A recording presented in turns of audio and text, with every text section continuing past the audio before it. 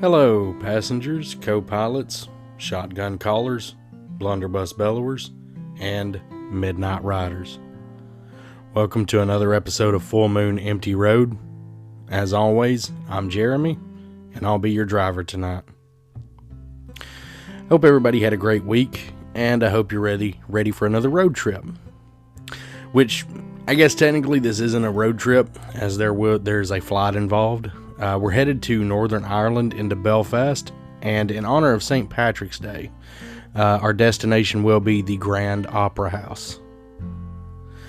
So let's take to the skies. We have work to do. The Grand Opera House is a theater in Belfast, Northern Ireland, designed by the most prolific theater architect of the period, Frank Matcham.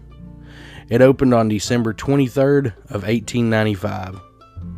According to the theater's trust, the magnificent auditorium is probably the best surviving example of the UK of the Oriental style applied to theater architecture. The auditorium was restored to its former glory, and the foyer spaces and bars were reimagined and developed as part of a £12.2 million project in 2020 and 2021, generously supported by the National Lottery Heritage Fund. Originally called the New Grand Opera House in Cirque, it was renamed the Palace of Varieties in 1904, changing its name to the Grand Opera House in 1909. Charlie Chaplin performed there in 1908, and although variety programs dominated the pre-war years, entertainers as diverse as Nellie Melba, Sarah Bernhardt, Ralph Richardson, and Gracie Fields performed there regularly.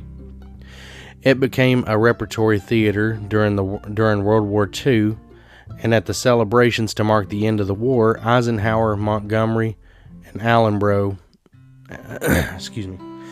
Allenbrook attended gala performances at the theater. And if I sound weird today, I apologize. I don't know what it is, something about having kids and sending them to school. They seem to bring back everything and anything. So my voice is kind of, not wanting to work. Easton's had a cough the past couple of weeks, and he decided to, share. So now I've got it, and now my voice is kind of trying to give out. So I apologize for that. We're going to try and push on through this, though, and it's going to be kind of a short episode. So as much as I wanted to do another one outside of the United States, I'm actually very happy that while this did have a lot of history and a lot of hauntings to it, we're going to kind of run through them quickly, just, so I can, number one, get an episode out there, and number two, I wanted to do something in honor of St. Patrick's Day this past Friday. So, moving on. After the war, stars of the stage and screen returned to the theater with notable highlights including performances by Laurel and Hardy, Vera Lynn, Orson Welles, and Luciano Pavarotti in his UK debut. In 1965, the National Theatre brought its production of Love for Love to the Grand Opera House with a cast boasting Laurence Olivier, Lynn Redgrave, Albert Finney, Geraldine McEwen, and a young Anthony Hopkins. The Grand Opera House was acquired by the Rank organization, which led to its use as a cinema between 1961 and 1972. As business slowed in the early 1970s with the onset of the Troubles, Rank initiated plans to sell the theater to a property developer who proposed that the building be pulled down and replaced with an office block. However, following the action of Kenneth Jameson, director of the Arts Council of Northern Ireland, and Charles Brett, who is the founding member of Ulster Architectural Heritage Society and ACNI board member, the building was bought by the Arts Council of Northern Ireland and listed in 1974. The permanent secretary of the Department of Education, Arthur Brooke, lent his support to the project, and his department provided the funding for extensive renovations of the theater. The Grand Opera House reopened in 1980, and in the years that followed, many leading performers appeared on its stage, including Liam Neeson, Rowan Atkinson, Kenneth Branagh, sorry, had the last name wrong, Emma Thompson, Sir Ian McKellen, and Darcy Bustle, and Leslie Garrett. The building had been damaged by bombs on several occasions, usually when the nearby Europa Hotel had been targeted. It was badly damaged by bomb blasts in 1991, and 1993. The theater continued, however, to host musicals, plays, pantomimes, and live music. In 1995, the running of the theater was taken over by the Grand Opera House Trust. In 2006, an extension was added, which included a studio theater space, extended foyers, dressing rooms, and access for customers with disabilities. The theater reopened with a gala event on October 21, 2006.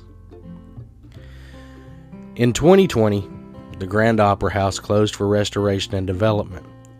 The project saw the auditorium's paintings and decorative and ornate plasterwork painstakingly restored and conserved, as well as new seatings, carpets, curtains, and drapes installed. The design of the foyer and public spaces was reimagined with a new bar installed in the restored 1980 glass extension overhanging Great Victoria Street, and the stalls and circle bars refurbished. As part of the project, the theater's technical infrastructure was also upgraded and a permanent heritage exhibition installed telling the theater's 125-year history was installed. And I will definitely say, with over a century of history under its belt, the theater has had its fair share of people stick around into the afterlife. The following little stories here come from the website Spirited Isle. One of the hauntings that has been reported was several crew members and performers have said they've gotten the feeling they're being watched while they're on the stage. Now, this wasn't during performances, because when they would look for someone, they would be alone. This was just like during setup and kind of, I guess, sound checks and stuff. And it seems like a lot of different things tended to happen during the sound checks and whatnot. You know, it would be different if they were like, you know, if performer was like, man, I get the feeling I'm being watched, and they look out and see, you know, hundreds of people out in the audience. Well, I mean, of course you're being watched, you're putting on a performance, but no, this is more like during sound checks, during setups, during maintenance, stuff like that. Now, the feeling of being watched, many people do believe this to be a figure regularly seen dressed in a dark flowing robe. Now, they also believe this particular figure in the dark flowing robe, they think it's the ghost of an actor who remains unidentified, and they're waiting for their last curtain call. Another story that's mentioned is a rehearsing pianist spotted a seated figure who was thought to be one of the maintenance workers watching him play. Now, after, you know, and of course, that's probably something that happens fairly regularly. Someone who's kind of going through their little rehearsal for the night, and they see someone, just a random person sitting out there. It's like, all right, that's probably someone that works here who's, you know, kind of taking a break and enjoying listening to what I'm doing. And this particular pianist, he later found out that he and only one other person was in the building at that time, and the other person was in a different part of the building, so there was technically nobody in the audience, but he thought he saw somebody. Now, I mean, I don't know how brightly lit that would be during their rehearsals, but you know, could it be he was just seeing things? Or, I mean, did he actually see things? Was there someone out there who wasn't supposed to be there that had passed on at some point in time and just kind of hung around and checked out the local performers? Or not even local, just checked out whoever was coming in and performing, you know? The ghost of a long-serving assistant manager who died of a heart attack while manning the theater is also said to haunt the theater foyer. Honestly, I ain't sure. I think that's either foyer or foyer. I think I've heard both at some point in time, and that could just be two different words where one means the other, and I think they're the same thing. But I'm going to say foyer because that's how I've always heard it. Anywho, during an investigation conducted by the Northern Ireland Paranormal Research Association, the group claimed to have contacted two stagehands who worked at the venue in the 1980s and who had since died.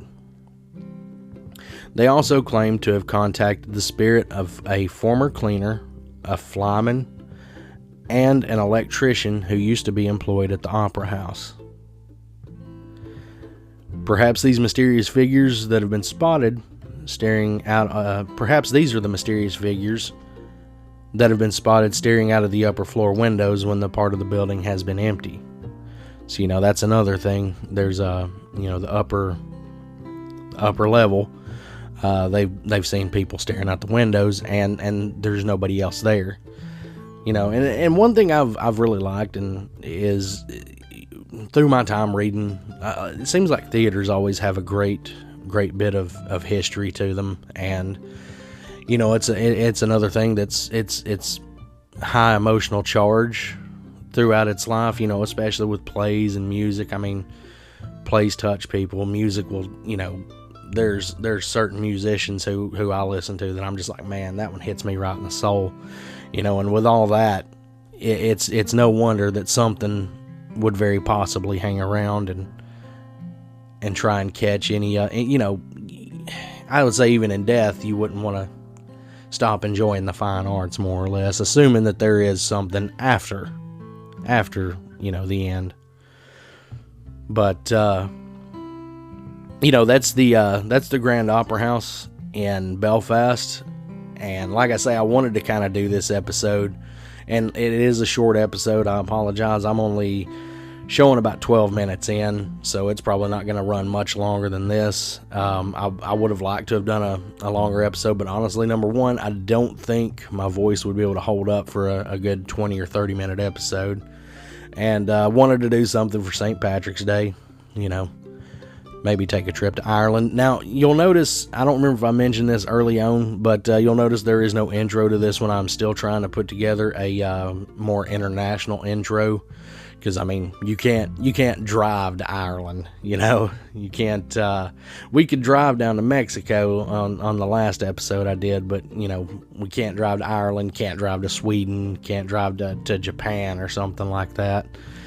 But, so there is a lack of an intro, and I do apologize. I am working on that, trying to find it, try and get it just right, something that y'all hear and be like, hey, I like the new intro there. We must be going international today. But,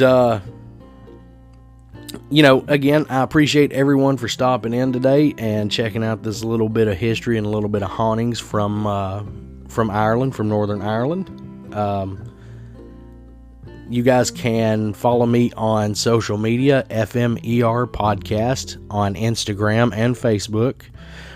You can also follow me on Twitter at FullMoonEmptyRD, and you can follow me on TikTok at FullMoonEmptyRoad.